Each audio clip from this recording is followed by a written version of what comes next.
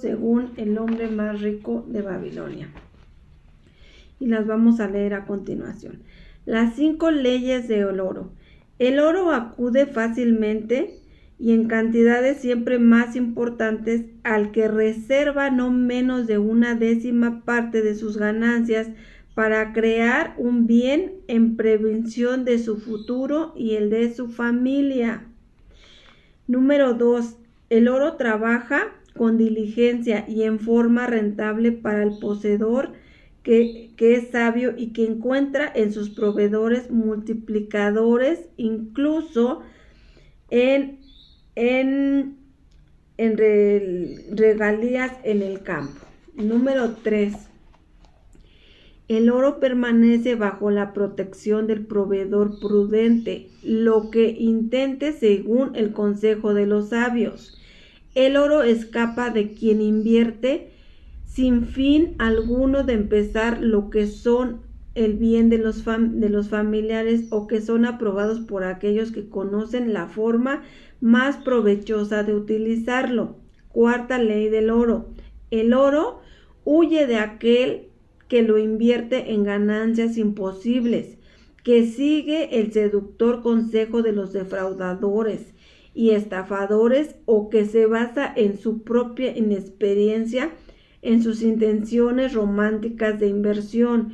Una vez que leyó esta tablilla, prosiguió: estas son las 5 leyes del oro, tal como mi padre las escribió.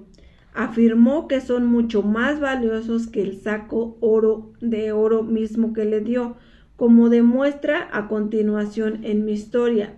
Les he hablado de la enorme pobreza y de la devastación a las que yo me conducí por mi inexperiencia.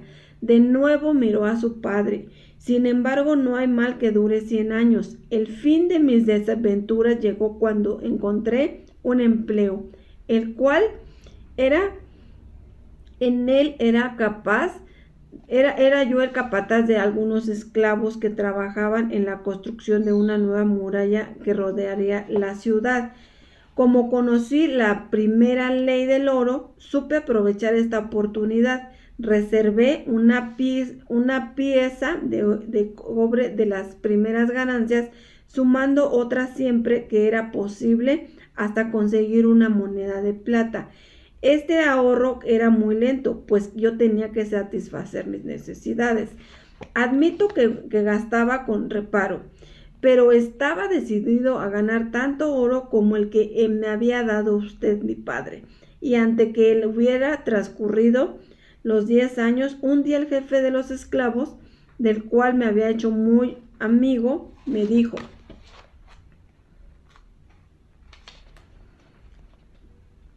eres un hombre ahorrador, que no gasta a diestra y siniestra todo lo que gastaba.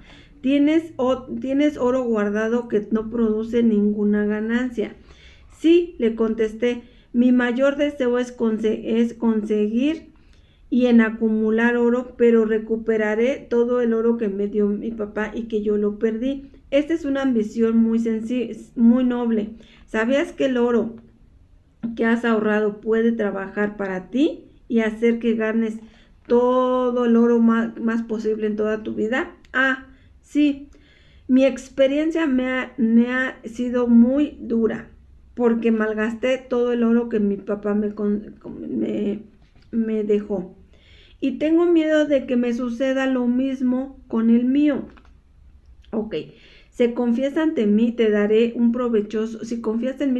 consejo provechoso respecto a tu dinero y a la forma de invertirlo. Dentro de 1 año, las murallas que rodean a la ciudad estarán terminadas y listas y grandes puertas, y el rey buscará acero para hacer esas puertas de la muralla de Babilonia. En todo Nibib no hay metal suficiente para esas puertas y fabricarlas. Y el rey no ha pensado en conseguirlas. Este es mi plan. Varios de nosotros vamos a reunirnos todo el oro posible para enviar una caravana a las lejanas minas de cobre y estaño para extraer todo ese metal necesario para fabricar las puertas de la Babilonia. Cuando el rey ordene que construyan estas puertas, nosotros seremos los únicos que tendremos el acero y poder proporcionarles el metal. Y él nos pagará un buen precio. Y si el rey no compra, siendo proveedores, revenderemos el metal para los escudos que se utilizan en la Babilonia. En esta oferta reconocí una buena oportunidad y fui a la tercera ley, invertir mis ahorros, siguiendo el consejo de los hombres sabios. Tampoco sufrí decepción alguna. Nuestros hombres comunes, nuestras fuerzas comunes eran un éxito y mi cantidad de oro aumentaba considerablemente gracias a esta transformación. Con el tiempo, acepté como miembro de este grupo de inversionistas para esta empresa. Aquellos negocios eran sabios y la hora de adquirir la forma provechosa del oro. Ellos estudiaban paso a paso y los planes eran prósperos para seguir invirtiendo. Les permitía recompensas de oro. Empresas interesadas como en la carretera, caballos, la sociedad que les formé. Parte de la culpa de mi inexperiencia ni siquiera habría merecido su consideración. Ellos habrían detectado los peligros de mi inversión de inmediato. Gracias a mi sociedad con ellos aprendí a invertir con seguridad para que mi oro me produjera beneficios.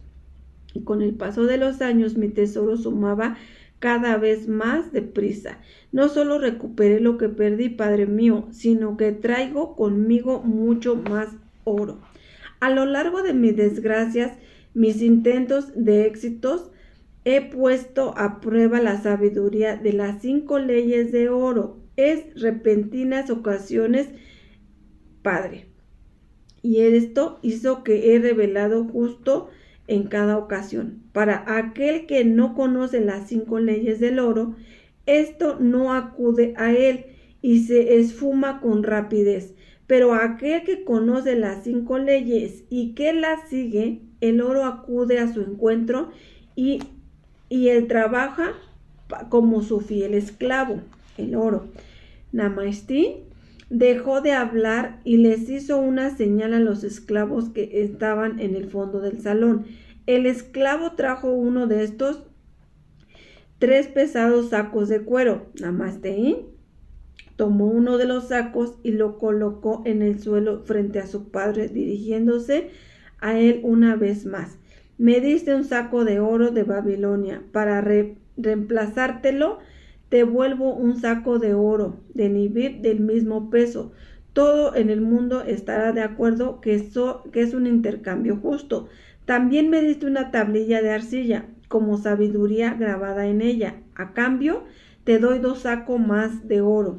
Diciendo esto, tomó los otros sacos de mano del esclavo y como el primero los colocó delante de su padre. Esto es para manifestarte a ti, mi padre, que considero mucho más valioso tu sabiduría que el saco de oro que tú me diste. Pero ¿quién puede medir en sacos de oro el valor de la sabiduría? Sin ella, quienes provocan como el oro lo perderán rápidamente, pero gracias a la sabiduría, aquellos que lo tienen y que tienen ese oro pueden conseguirlo, como lo demuestran estos 3 sacos de oro.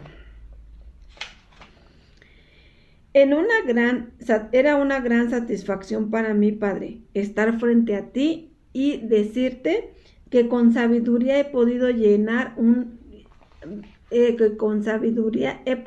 hacer rico y respetado por la gente.